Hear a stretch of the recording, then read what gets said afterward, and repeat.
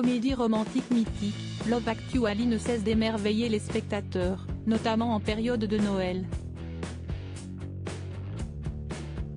Doté d'un casting prestigieux et d'une ambiance chaleureuse, le long métrage met tout le monde d'accord. Si certains semblent ne plus attendre un second volet, beaucoup se raviront d'apprendre que Love Actually a cependant une suite inédite. Comme chaque fois en période de fête, Love Actually fait son immanquable retour annuel.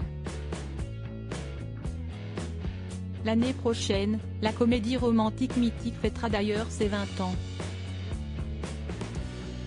À cette occasion, les acteurs du film se sont réunis avec un an d'avance dans une émission spéciale diffusée sur la chaîne ABC, le 29 novembre dernier. Un événement qui ne cesse de ravir les adeptes de ce long métrage au casting aussi prestigieux qu'irrésistible. Des débuts devant la caméra du jeune Thomas Brody à Emma Thompson dans le rôle d'une sœur aimante au mariage malheureux, en passant par Hugh Grant dans ses plus belles années, Love Actually fédère un grand nombre de fans. Si les spectateurs s'émerveillent encore des personnages anglais hauts en couleur dont les liaisons se font et se défont dans la ville de Londres illuminée par les décorations de Noël, beaucoup ont abandonné l'idée d'une suite. Pourtant, celle-ci existe bel et bien. 14 ans après sortie en mars 2017, Red Nose Day Actually met en scène les personnages emblématiques de Love Actually, presque 14 ans après la réalisation du long métrage.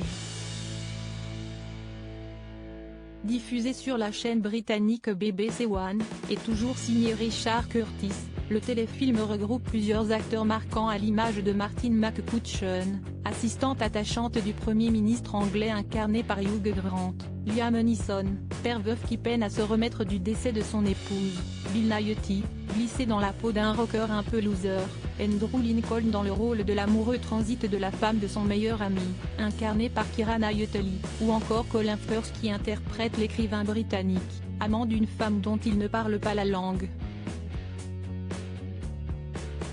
Au casting, on retrouve également Rowan Atkinson, éternel Mr Bean. Aussi, pensé comme une suite, ce projet recrée plusieurs scènes emblématiques de la comédie britannique, comme la danse du Premier ministre ou bien le moment de la déclaration d'amour discrète avec des affiches dans les rues de Notting Hill, incontestable summum du romantisme.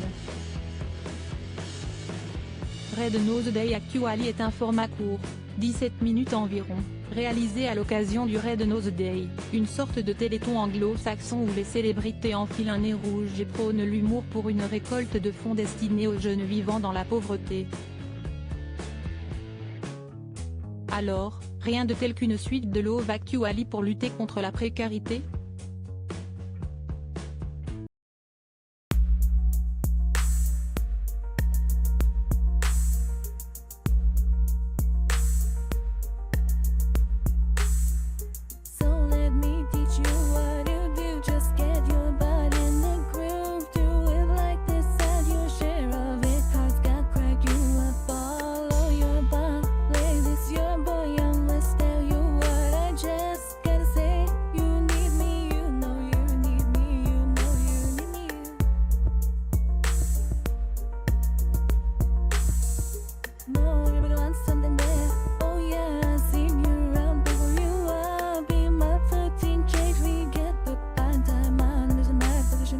Yeah, you made me choose you, now it's my right.